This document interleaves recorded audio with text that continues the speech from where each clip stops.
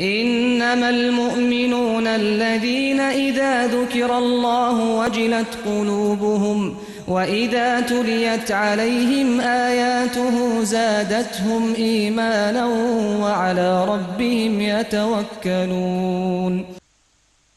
نحمده ونصلي على رسوله الكريم اما بعد فاعوذ بالله من الشيطان الرجيم. بسم الله الرحمن الرحيم. رب اشرح لي صدري ويسر لي امري واحلل عقدة من لساني يفقهوا قولي. سورۃ النساء کی آیت نمبر 36 سے لے کر 40 تک کی آیات کی تلاوت سنیں گے اور معانی پر غور و فکر کریں گے. آیت 36 سے 40 تک سورۃ النساء. تو سب سے پہلے تلاوت آیات. اعوذ باللہ من الشیطان الرجیم بسم اللہ الرحمن الرحیم. کے نام سے جو بے انتہا مہربان نہایت رحم فرمانے والا ہے. اور تم سب اللہ کی بندگی کرو، اس کے ساتھ کسی کو شریک نہ بناؤ، ماں باپ کے ساتھ نیک برتاؤ کرو، قرابت داروں اور یتیموں اور مسکینوں کے ساتھ حسن سلوک سے پیش آؤ، اور پڑوسی رشتہ دار سے، اجنبی ہمسائے سے، پہلو کے ساتھی اور مسافر سے، اور ان لونڈی غلاموں سے جو تمہارے قبضے میں ہوں احسان کا معاملہ رکھو.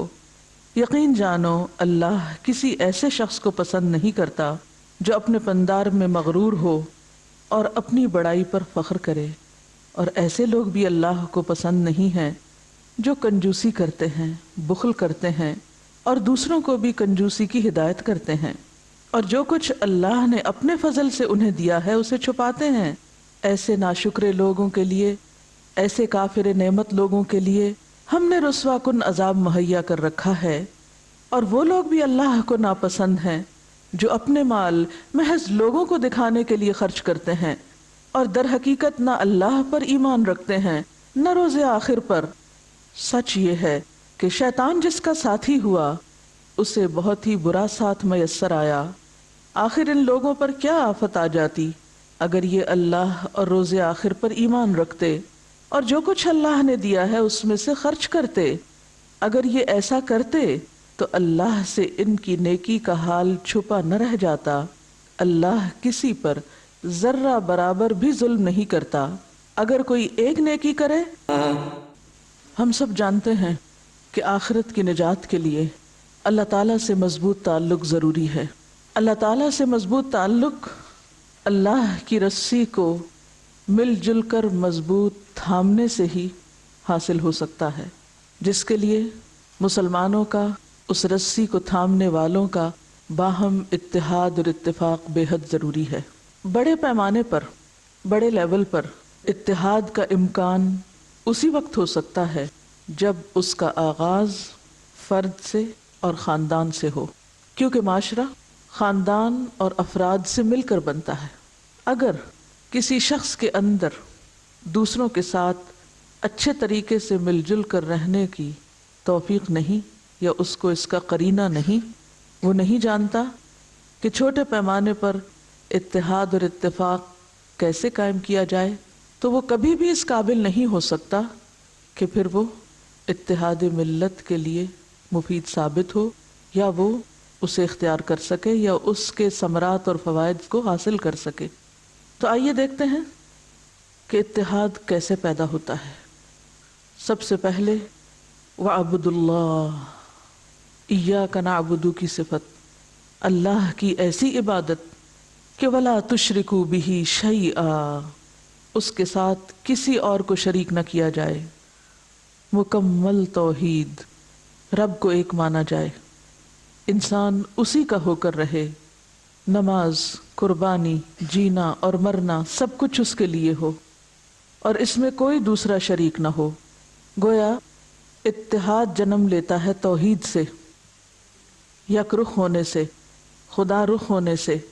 تو وَاعْبُدُوا اللَّهَ وَلَا تُشْرِكُوا بِهِ شَيْئًا، کوئی بھی چیز نہ چھوٹی نہ بڑی اللہ کے برابر نہ ہو. ہماری عبادات بھی اسی کے لیے، ہمارا لینا اور دینا بھی اسی کے لیے، ہماری قربانی، ہماری خوشی، ہمارا غم، سب کچھ اسی کے لیے. اور اس میں نہ کوئی انسان شریک ہو، نہ کوئی فرشتہ، اور نہ کوئی جن، اور نہ کوئی پتھر کا بت، اور نہ لکڑی کی مورت۔ وَاعْبُدُوا اللَّهَ وَلَا تُشْرِكُوا بِهِ شَيْئًا۔ اللہ سے تعلق اور معاملہ درست ہونے کے بعد، پہلی بنیاد صحیح ہونے کے بعد، اگلی چیز والدین کے ساتھ احسان، کیونکہ ایک خاندان کی ابتدا اور آغاز یا اجتماعیت کا آغاز دو افراد سے ہوتا ہے، ایک مرد اور عورت کے باہم ملاپ سے، جن سے پھر اولاد جنم لیتی۔ اس اولاد پر پھر سب سے بڑا حق والدین ہی کا رکھا گیا۔ جو شخص اپنے سب سے بڑے محسن یعنی ماں یا باپ کے ساتھ اچھا سلوک کرنا نہیں جانتا، وہ پھر کسی بھی دوسرے انسان کا خیر خواہ ہو ہی نہیں سکتا، وہ کسی اور کے ساتھ احسان نہیں کر سکتا۔ تو جس کا تعلق گھر میں درست نہیں، جسے گھر سے احسان کی تربیت نہیں ملی، وہ گھر سے باہر احسان کا رویہ اختیار نہیں کر سکتا۔ تو جس کا حق سب سے بڑا ہم پر یعنی والدین ہمارے، سب سے پہلے اپنے تعلقات انہی کے ساتھ درست کرنے کی ضرورت ہے۔ اس کے لیے ان کا شکر گزار ہونا، ان کو خوش کرنا، ان کی خدمت کرنا، ان کے ساتھ تعلق قائم رکھنا، ان کی اطاعت کرنا، دنیا سے چلے جائیں یا دنیا میں موجود ہوں تو ان کو دعاؤں میں یاد رکھنا، ان کے مرنے کے بعد ان کے اچھے آثار اور صدقہ جاریہ بننے کی کوشش کرنا، یہ سب احسان ہی کی شکلیں۔ والدین کے بعد پھر یہ دائرہ وسیع ہوتا ہے، وَبِذِي الْقُرْبَى، رشتہ داروں کے ساتھ احسان، رشتہ داروں کا احترام، ان کے حقوق کی ادائیگی، ان کی طرف سے ہونے والی زیادتیوں پر صبر۔ جب تک اپنے رشتہ دار، خون کے رشتے، اپنے قریبی جن کا ہم پر اللہ نے حق رکھا، ان کے ساتھ ہمارا تعلق درست نہیں، ان کے ساتھ ہم جڑے ہوئے نہیں، ان کے ساتھ خیر خواہی نہیں، تو باہر کے بندوں کے ساتھ حقیقی خیر خواہی ہو نہیں سکتی۔ پھر وہ محض دھوکہ ہے، دوسروں کو بے وقوف بنانا ہے، یہ صرف چند مفادات کا حصول ہے، یا دوسروں کی نظر میں بڑا بننا، یا پھر ان کے اندر اپنی اہمیت قائم کرنا، یا ان سے کچھ فائدے اٹھانا ہے۔ کیونکہ رشتہ داروں کے ساتھ اس وقت تک حسن سلوک ہو نہیں سکتا جب تک کہ آپ یک طرفہ طور پر اچھے نہ بن جائیں، جب تک آپ بدلے میں احسان نہیں، ابتدا میں یا اول طور پر احسان کرنے والے نہ ہوں، یعنی جوابی طور پر نہیں، ابتدائی طور پر احسان کرنے والے ہوں، ان کی طرف سے آنے والی تکلیفوں، آزمائشوں، دکھوں کے باوجود ان کے ساتھ حسن سلوک میں کوئی کمی نہ آئے۔ اور اگر خاندان میں ہی اتحاد نہیں، اگر بھائی بھائی سے کٹا ہوا ہے، تو ایک بڑی اخوت کیسے قائم ہو سکتی ہے جس کو انما المؤمنون اخوہ کہا گیا؟ وہ نہیں قائم ہو سکتی۔ المسلم اخو المسلم نہیں ہو سکتا اگر خون کے رشتوں کا احترام نہیں، ان کے ساتھ تعلقات اچھے نہیں، ان کے ساتھ بنانا نہیں جانتے، تو پھر باہر بنانا اس کی کوئی حقیقت نہیں اور نہ ہی وہ قابل اعتبار ہے۔ رشتہ داروں کے بعد، قرابت داروں کے بعد انسانی معاشرے میں بہت سے لوگ ہمارے اچھے سلوک کے مستحق ہو سکتے ہیں۔ اپنے اندر کی نسبت باہر کے لوگوں کے ساتھ عموماً تعلقات اچھے کر لیے جاتے ہیں، لیکن سب کے ساتھ نہیں، صرف انہی کے ساتھ جن سے ہمارے کچھ مفادات وابستہ ہوں۔ کہیں کاروبار ہے تو کہیں مفادات ہیں، ضروریات ہیں، دوسروں سے ملنے والے فائدوں کی خاطر ان سے تعلقات کی پینگیں بڑھائی جاتی ہیں، اور کہیں مجبوریاں ہیں۔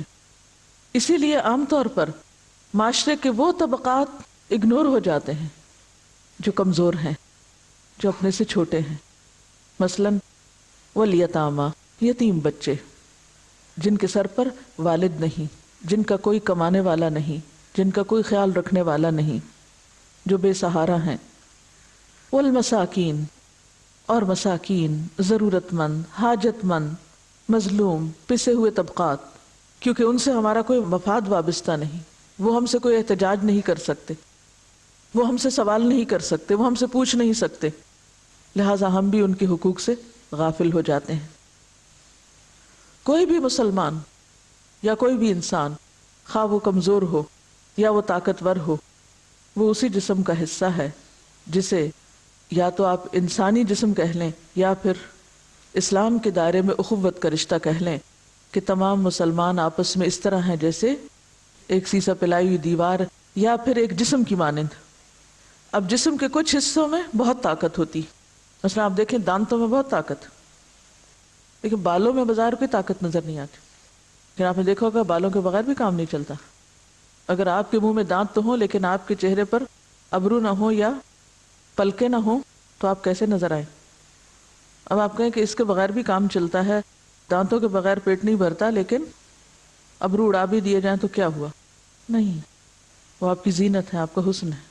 اسی طرح معاشرے کے اندر جب تک سارے طبقات کو ساتھ نہ لے کر چلا جائے، سب کی داد رسی نہ کی جائے، سب کا دھیان نہ رکھا جائے، طاقتور کے ساتھ ساتھ کمزور کو بھی اہمیت جب تک نہ دی جائے، اس وقت تک کوئی معاشرہ بھی کامیاب معاشرہ یا ترقی یافتہ معاشرہ بن نہیں سکتا۔ آج دنیا میں جتنی بھی ترقی یافتہ قومیں ہیں ان سب کی مثال ہمارے سامنے ہے کہ وہاں کمزوروں، محتاجوں، فقیروں، معذوروں، غریبوں، ضرورت مندوں، مسکینوں کی داد رسی کے لیے بڑے پیمانے پر انتظامات کیے گئے۔ امیروں سے ٹیکس لے کر ضعیفوں کی طرف لوٹائے جاتے ہیں، کیونکہ معاشرہ ترقی نہیں کر سکتا جب تک کہ اس کے سارے اعضاء جو ہیں وہ متحرک نہ ہوں۔ جس طرح ایک جسم جو ہے وہ صحت مند جسم نہیں کہلا سکتا جب تک اس کے سارے اعضاء کام نہ کرتے ہوں۔ اگر جسم کے کچھ حصے پیرالائزڈ ہوں تو آپ چلنے پھرنے سے قاصر ہو سکتے ہیں۔ اور پھر دوبارہ یہ بات کی گئی کہ کچھ اور بھی قریب والے ہیں جو صرف خون کے رشتے میں قریب نہیں بلکہ بعض اوقات مکان کے اعتبار سے تمہارے قریب ہوں، یعنی مکان یا مقام کے اعتبار سے، جیسے ہمسائے یا پڑوسی، اور وہ رشتہ دار بھی ہو سکتے ہیں اور اجنبی بھی ہو سکتے ہیں۔ اس لیے والجار ذی القربى، وہ پڑوسی جو رشتہ دار ہے، اس کا تو پہلا حق ہے، والجار الجنبی، اور اجنبی پڑوسی جو رشتہ دار نہیں لیکن چونکہ پڑوسی ہے، خواہ دوستی نہیں یا کوئی اور تعلق نہیں، یتیم مسکین بھی نہیں، لیکن چونکہ پڑوسی ہے اس لیے اس کے ساتھ بھی اچھا تعلق ضروری ہے۔ اگر آپ باہر جا کر تو تبلیغ کر رہے ہیں لیکن آپ کے اپنے ہی پڑوسیوں کے ساتھ تعلقات درست نہیں، ان کو آپ نے پوچھا ہی نہیں، ان کو آپ نے کچھ بتایا ہی نہیں، ان کو آپ نے اس طرف راغب ہی نہیں کیا، ان کے بارے میں کچھ جانتے ہی نہیں، وہ آپ کو نہیں جانتے، تو آپ کس قسم کی تبلیغ کر رہے ہیں؟ کس قسم کا اتحاد قائم کیے ہوئے ہیں؟ تو والجار الجنبی، پڑوسی جو اجنبی بھی ہوں، والصاحب بالجنب، اور پھر صرف مکان کے اعتبار سے کوئی قریب ہی نہیں بلکہ کہیں بھی کوئی جو قریب ہے، خواہ وہ رشتہ دار ہے یا اجنبی ہے، خواہ وہ ساتھ بیٹھنے والا ہے، والصاحب بالجنب یعنی پہلو کا ساتھی، کوئی کہیں بھی جو تمہارے ساتھ ہے، خواہ وہ کلاس روم ہے، خواہ وہ بازار میں ایک دکان پہ کام کرنے والے ہیں یا کسی دفتر میں ساتھ کام کرنے والے ہیں یا اکٹھے سفر کرنے والے ہیں یا کسی بھی موقع کی مناسبت سے کسی کے ساتھ بھی جو آپ کا باہم انٹریکشن ہو، کہیں بھی جو دو لوگ آپس میں اتفاق سے یا ضرورت سے ایک دوسرے سے مل رہے ہوں، وہ ایک دوسرے کے لیے وہ صاحب بالجنب ہو جاتے ہیں۔ ان سے انسان اجنبی نہیں رہ سکتا، ان کے ساتھ بھی حسن سلوک ضروری ہے، خواہ وہ مسلمان ہیں یا نہیں، خواہ وہ رشتہ دار ہیں یا نہیں، خواہ وہ دوست ہیں یا نہیں، وہ کوئی بھی ہو، وہ اللہ کی مخلوق ہے، وہ آپ کے حسن سلوک کا مستحق ہے۔ اگر آپ اجنبی کے ساتھ محض اجنبی ہیں اور اکٹھے بیٹھے ہوئے بھی آپ ایک دوسرے کو نہیں جانتے، نہیں پہچانتے، تو یہ کس قسم کے اتحاد کی بات ہو رہی؟ آپ دیکھیے کہ انسانوں کا باہم یکجان ہونا، اکٹھے ہونا بڑے بڑے کام کر سکتا ہے، اور ان کا آپس میں اجنبی ہونا اور ایک دوسرے سے تعاون نہ کرنا اور ایک دوسرے سے مقام کے اعتبار سے یا مکان کے اعتبار سے قریب ہوتے ہوئے بھی دور ہونا یا دلوں کا دور ہونا بڑے بڑے نقصان کر سکتا ہے۔ اب دیکھیے پانی کس سے بنتا ہے؟ آکسیجن اور ہائیڈروجن سے۔ اکیلی آکسیجن بڑے کام کی چیز ہے لیکن پانی بنا سکتی؟ فطرت کا اصول ہے آکسیجن ہائیڈروجن سے ملے گی تو پانی بنے گا، اس کے بغیر پانی نہیں بن سکتا۔ دونوں گیسیں اس فضا میں موجود ہوتی ہیں لیکن جب تک اکٹھی نہیں ہوتی ایک خاص طریقے سے پانی وجود میں نہیں آتا۔ جب تک گیس گیس ہے اس کے اندر وہ فائدہ نہیں جو کہ پانی کے اندر ہے، کیونکہ پانی کیا بن جاتا ہے؟ وَجَعَلْنَا مِنَ الْمَاءِ كُلَّ شَيْءٍ حَيٍّ، ہر زندہ چیز پانی سے بنتی۔ تو دو لوگوں کا باہم ایک مقصد کے ساتھ اکٹھا ہونا، یہ انسانی معاشرے کے لیے زندگی اور روح کا سبب بن جاتا ہے۔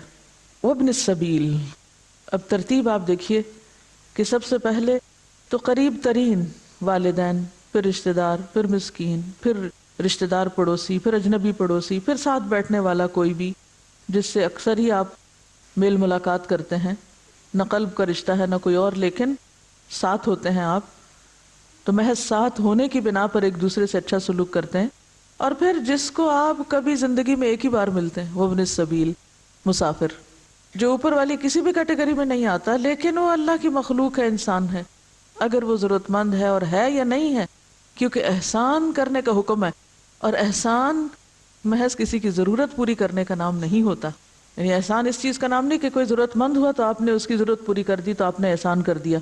احسان تو بذات خود اچھے سلوک کا نام ہے، خواہ وہ ضرورت مند ہے یا نہیں، آپ کی نظر کرم اس پر ہونی ہی چاہیے، آپ کی توجہ اس کی طرف ہونی ہی چاہیے، آپ کا دھیان اس کی ضروریات کی طرف بھی رہنا ہی چاہیے، جس کو آپ نہ کبھی جانتے تھے اور نہ آئندہ کبھی جانیں گے۔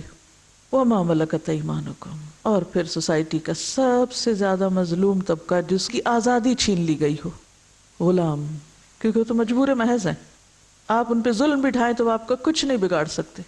اب یہاں آ کر آپ کے اتحاد اور اتفاق کی حقیقت پتہ چلتی ہے کہ آپ واقعی اللہ کی خاطر کس کی قدر کرنا جانتے ہیں۔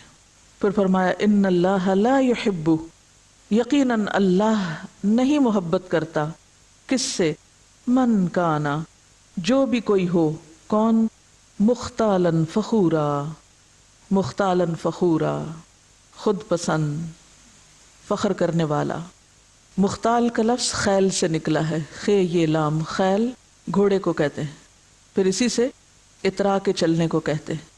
متکبر، خود پسند انسان جو اپنے ہی خیالوں میں اپنے کو بڑا سمجھتا ہو، یہ ایک نفسیاتی اور اندرونی کیفیت ہے، لیکن اگر یہ خیال زبان پر آ جائیں تو وہ فخورہ بن جاتے ہیں، فخر کرنے والا، یعنی بڑائی کا زبان سے یا عمل سے اظہار کرنا۔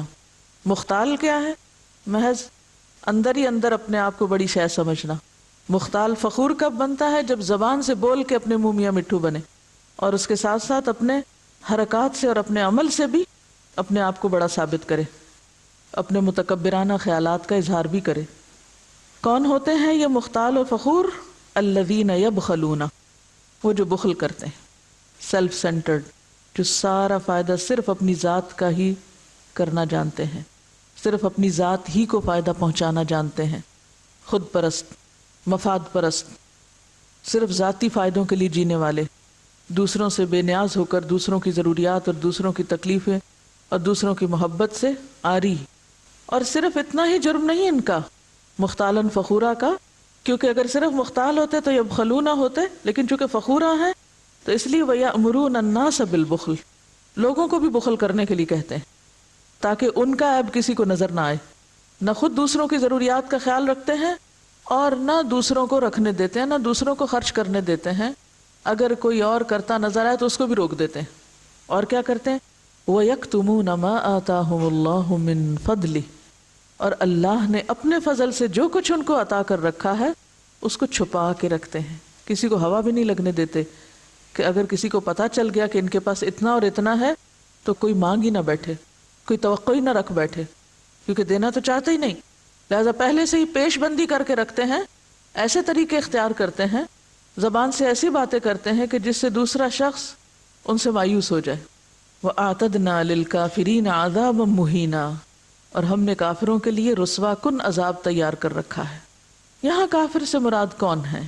وہ لوگ جن کے اندر یہ صفات ہوں، یعنی دوسروں کے ساتھ احسان کی بجائے زیادتی کا برتاؤ کرنے والے، دوسروں کو حقوق دینے کی بجائے ان کو حقوق سے محروم کرنے والے، اور اس کے ساتھ ساتھ صرف اپنے فائدے سوچنے والے اور صرف اپنے ہی فائدے کی خاطر رونے والے اور صرف اپنے ہی آپ کو اچھا بتانے والے اور دوسروں کو نیکی سے روکنے والے۔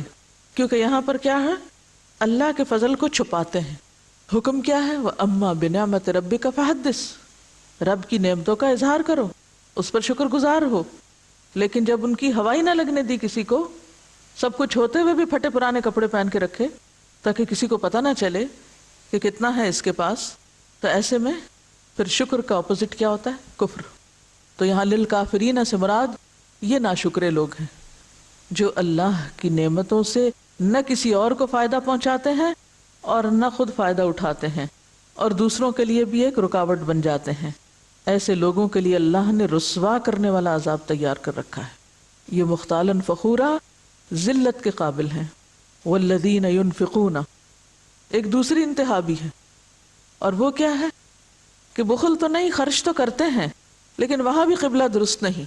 والذین ينفقون اموالهم رئاء الناس، وہ لوگ جو اپنے مال خرچ کرتے ہیں مگر دکھاوے کے لیے، اگین اپنی ہی بڑائی کے لیے. یعنی اپنی بڑائی جتانے کے دو طریقے ہیں. ایک یہ کہ سارے فائدے اپنے لیے سمیٹ کے رکھے جائیں، اور دوسرا یہ کہ اگر کسی کو دیا جائے تو اس کے پیچھے بھی مقصود کیا ہو کہ پلٹ کر میری ہی تعریف ہو، پھر میرا ہی فائدہ ہو. یا مال سے براہ راست فائدہ، یا پھر مال سے انڈائریکٹلی فائدہ، یعنی دوسرے کو دے کے بھی اس کا فائدہ خود اٹھانا، اپنی تعریف چاہنا، اپنی شان بڑھانا. ولا یؤمنون باللہ ولا بالیوم الآخر، اور وہ اللہ اور یوم آخر پر ایمان نہیں رکھتے، کیونکہ جس کا اللہ پر ایمان ہو وہ اللہ کی خاطر خرچ کرے گا، جو آخرت پر ایمان رکھتا ہو وہ آخرت کے فائدے کے لیے، آخرت میں جزا پانے کے لیے خرچ کرے گا، نہ کہ دنیا سے فوری وقتی تعریف چاہنے کے لیے. وَمَن يَكُنِ الشَّيْطَانُ لَهُ قَرِينًا، اور جس کا دوست شیطان بن جائے، کیونکہ بخیل لوگوں کا کوئی دوست نہیں ہوتا. بخل کرنے والے، خود غرض، خود پسند، شیخی بگاڑنے والے عموماً اچھے دوستوں سے محروم ہوتے ہیں. ایسے لوگوں کا دوست شیطان ہی ہو سکتا ہے، وہی ان کو ساری راہیں سجھاتا ہے. تو جس کا ساتھی شیطان ہو، کیونکہ ایسا شخص مسلسل شیطان کے تسلط میں ہوتا ہے، شیطان نے اس پر پورا پورا گھیرا ڈالا ہوا ہوتا ہے. اور جس پہ شیطان گھیرا ڈالے، کیونکہ قرین کا لفظ قرنا سے کرنا ہوتا ہے ساتھ ساتھ رہنا، جس کے ساتھ ہر وقت شیطان لگا رہے اور وہ اسی کی ڈکٹیشن لیتا رہے اور اسی کے فریب میں ہو، اسی کے دھوکے میں ہو، تو ایسا شخص تو بڑا ہی بدقسمت ہے. فساء قرینا، اس کو تو بہت برا ساتھ ملا. وماذا علیہم، کیا بگڑتا ہے ان کا، کیا بوجھ پڑتا ہے ان پر. لو آمنوا باللہ والیوم الآخر، اگر یہ اللہ اور یوم آخرت پر ایمان لے آتے.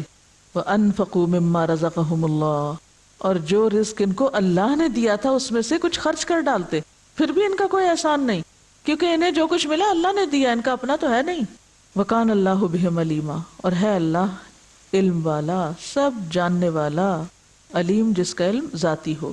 گویا اتحاد اس وقت تک قائم نہیں ہو سکتا جب تک انسان اپنی ذات کے خول سے باہر نہ نکلے، جب تک انسان اجتماعی فائدوں کو انفرادی فائدوں پر ترجیح نہ دے، اور جب تک انسان اپنے مال کو خاص طور پر اور اپنے کو ملنے والی نعمتوں کو دوسروں پر خرچ نہ کرے، جب تک انسان خود تعریفی اور اپنی ذات کی نمائش سے باز نہ آئے، اور جب تک انسان انسانوں کے فائدے کا نہ بن جائے. وَأَنفَقُوا مِمَّا رَزَقَهُمُ اللَّهُ إِنَّ اللَّهَ لَا يَظْلِمُ مِثْقَالَ ذَرَّةٍ، اللہ تو کسی پر ذرے برابر بھی ظلم نہیں کرتا. وَإِن تَكُ حَسَنَةً، اگر کوئی ذرے برابر بھی نیکی کرے، یضاعفها، تو وہ اسے دگنا کر کے دیتا ہے، اس کو کئی گنا بڑھا دیتا ہے. وَيُؤْتِ مِن لَّدُنْهُ أَجْرًا عَظِيمًا، اور وہ اپنے پاس سے اجر عظیم عطا کرتا ہے، بہت بڑا اجر. یعنی تمہارا معاملہ تو اس رب کے ساتھ ہے کہ جو ذرے کو بھی پہاڑ بنا دیتا ہے، اور صرف تمہاری کوششوں کا ہی تمہیں صلہ نہیں لوٹاتا، بلکہ اپنے پاس سے بہت کچھ دیتا ہے جس کا تم تصور بھی نہ کر سکو. اس کے بعد پھر شہادت کی بات ہوئی اگلی آیت میں. فَكَيْفَ إِذَا جِئْنَا مِن كُلِّ أُمَّةٍ بِشَهِيدٍ وَجِئْنَا بِكَ عَلَى هَؤُلَاءِ شَهِيدًا، یہ صفات ہوں تو پھر فریضہ شہادت حق ادا ہوتا ہے، پھر حق کی گواہی دی جا سکتی ہے. جس کے دل میں دوسروں کا درد نہ ہو، جو دوسروں کی دنیا کی تکلیفوں پر تکلیف نہ محسوس کرتا ہو. یعنی جو شخص انسانوں کی وقتی اور عارضی ضروریات کو پورا کرنا نہ جانتا ہو، جو انسانوں کے وقتی دکھ درد یعنی دنیا کے دکھ درد پر تکلیف نہ محسوس کرتا ہو، وہ ان کی آخرت کے بگاڑ اور آخرت کے عذاب پر کس طرح دکھی ہو سکتا ہے. اور جو لوگوں کی آخرت کے بارے میں فکر مند نہیں، وہ پھر حق کی گواہی بھی نہیں دے سکتا، وہ دین کی تبلیغ بھی نہیں کر سکتا. اسی لیے ان صفات کے فوراً بعد فرمایا پھر یاد رکھو وہ وقت جب ہم ہر امت میں سے ایک گواہ لائیں گے. یہ گواہ کون ہوگا؟ اس امت کا پیغمبر جو آ کے بتائے گا کہ میں نے حق کی گواہی رکھ دی تھی، میں نے ان کو اللہ کے بارے میں سب کچھ بتا دیا تھا. وَجِئْنَا بِكَ عَلَىٰ هَٰؤُلَاءِ شَهِيدًا، اور ان لوگوں پر ہم آپ کو گواہ بنا کے لائیں گے، یعنی رسول اللہ صلی اللہ علیہ وسلم کو. تو اس وقت کیا ہوگا؟ اور آپ کو یاد ہے کہ آپ صلی اللہ علیہ وسلم نے جب حضرت عبداللہ بن مسعود سے یہ آیت سنی تھی تو کتنا روئے تھے. تو بات یہ ہے کہ جس دل میں انسانوں کی تڑپ نہیں، جو دوسروں کے بارے میں سوچتا نہیں، جو دوسروں کے لیے دکھی نہیں ہوتا، وہ کوئی بڑا کام نہیں کر سکتا. وہ شخص انتہائی خود غرض ہے جس کی سوچیں اپنی ذات سے شروع ہو کر اپنی ہی ذات پر ختم ہو جائیں.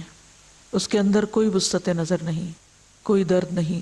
اگر وہ ان صفات سے عاری ہے اور پھر بھی وہ یہ دعوے کرتا ہے تو وہ دعوے بھی جھوٹے ہیں. سبحانک اللہم و بحمدک نشہد ان لا الہ الا انت نستغفرک و نتوب الیک.